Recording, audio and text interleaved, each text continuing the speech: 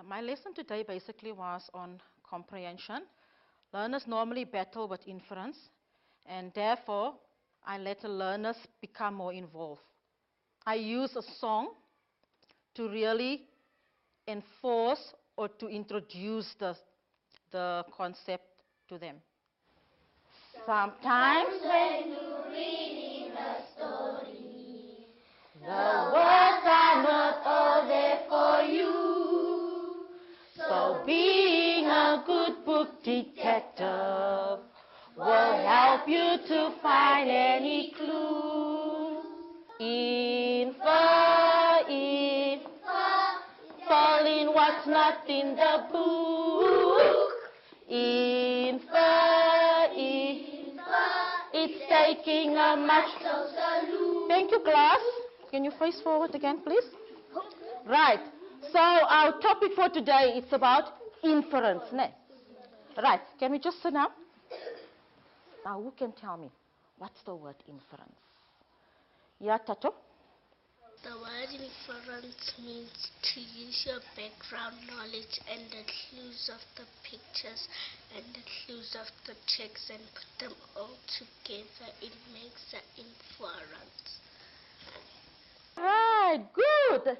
So what's an inference? It's using your background knowledge. Right, and it also gives you the clues in the picture and clues in the text.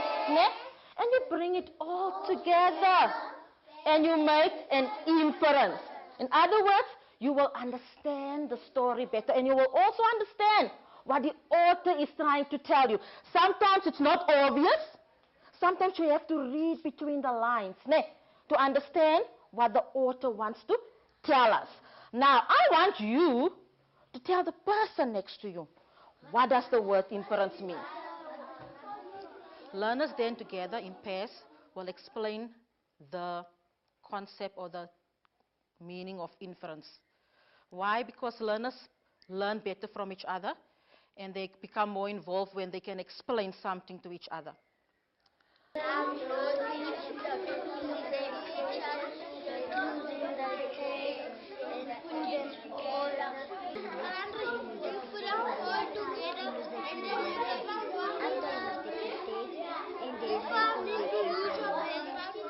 Right. In our song, we use certain words to explain inference. Who can tell me what those words are? Clues in the text.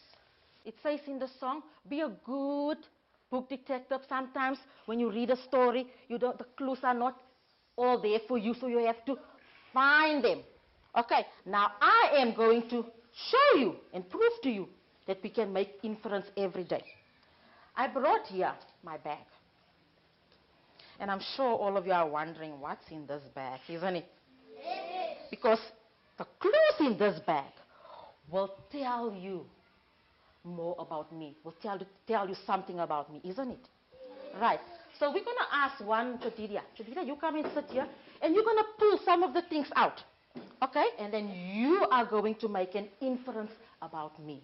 I use my bag as a point of interest to intrigue them, so that they can be part or more involved in the lesson. Please, anything that you find there? Aha! What do we have here? A scarf. A scarf. Do you notice anything about the scarf? What do you notice about the scarf? What do you notice about it? Tejan? It has spots on. Okay. So, this is one of the things that she took out of the bag. Let's see what else she's going to pull out.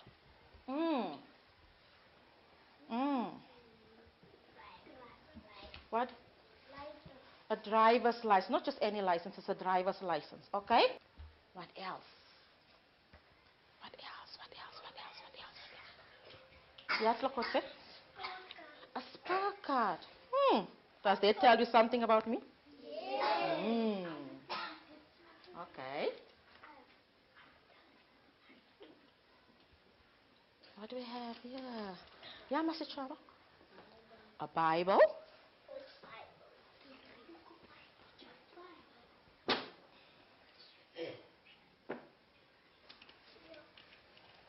And then we have here, Lucy?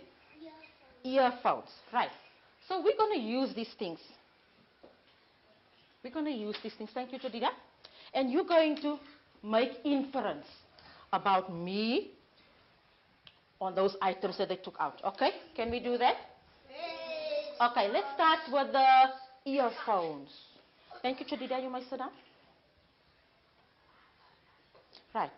Yeah. What can you tell me about the earphones that you, or say about me, about my earphones that I have? I like to listen to music, okay?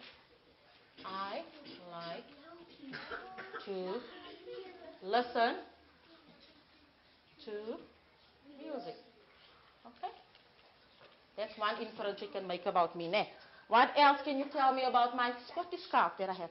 What can you tell me about the spotty scarf I have? Oh, wait.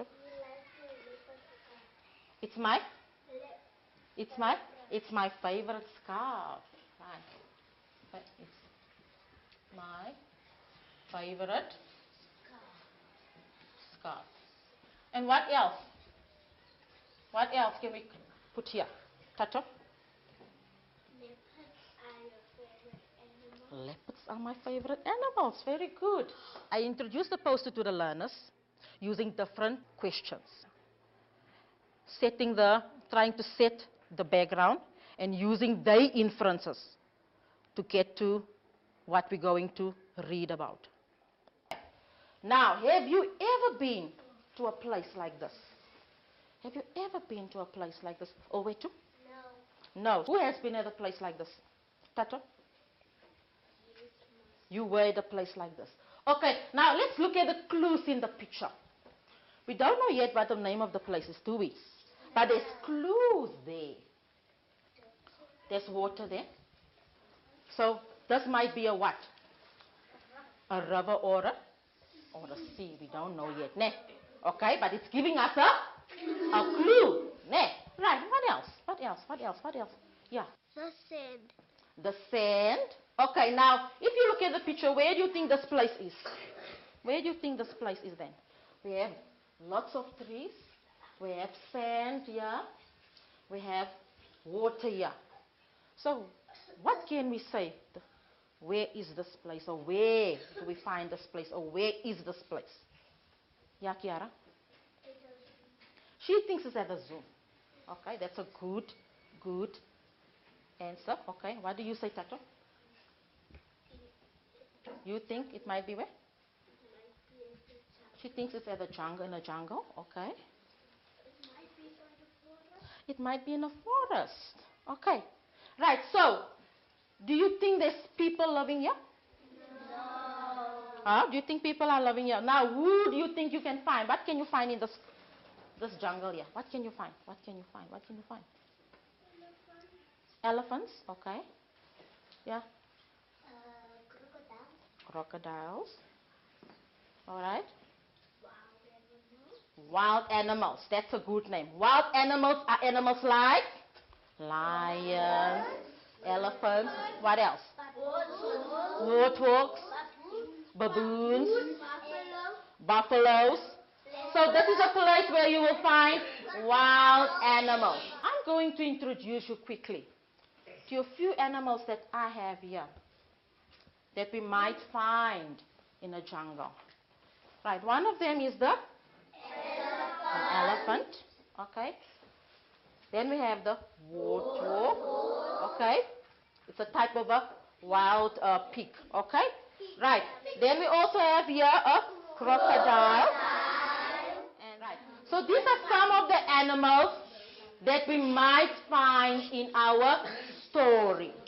Now let's use your knowledge and tell me a bit about the elephant. Now you're using your background knowledge, right? You're using your background knowledge to tell me a bit about the elephant. You can tell me something about the elephant. Yeah, Big ears. yes, it's got big giant ears. Very good. I read to the story and I asked them to make relevant sounds. I also involved them by using a rhyme to get them the attention more and to get them interested more in the story. Isn't it a lot? 5 foot I thought, believe it or not. 10 spots